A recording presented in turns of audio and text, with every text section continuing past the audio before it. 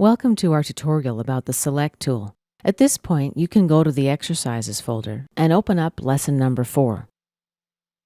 Right now, I'm going to pan the entities in my graphic area. However, I don't have the pan tool in my hang-up menu. That's this little bar of tools right at the top of the graphic area.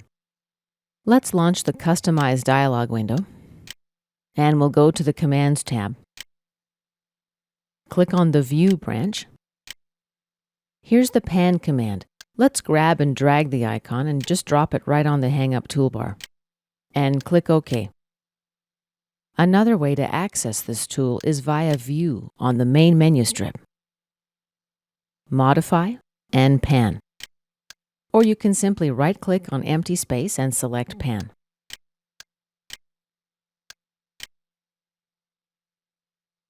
I'm going to right-click on Sketch 1 in the design tree and select Edit Sketch. Now let's click an empty space to deselect everything. If I select an entity with a left click, I can press Delete on the keyboard and the entity is deleted. And undo. Once again, click in the graphic area to deselect everything. To select multiple entities, press down the Control or Shift keys while you select. Click in the graphic area to deselect your entities. Another selection method is the Window Select. You press down and hold the left mouse button and drag. Keep the left mouse button held down until you're done your selection. Now when you drag from left to right, as I've done, only entities fully within your selection window get selected. Let's release the left mouse button. And as you see, the selection window picked up only those entities that were fully inside that window, nothing more. Let's click an empty space to deselect.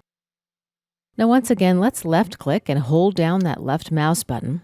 This time, I'm going to drag from right to left.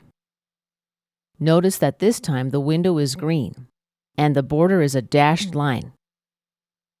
When I drag from left to right, the window is blue, and it's got a solid line around the outside.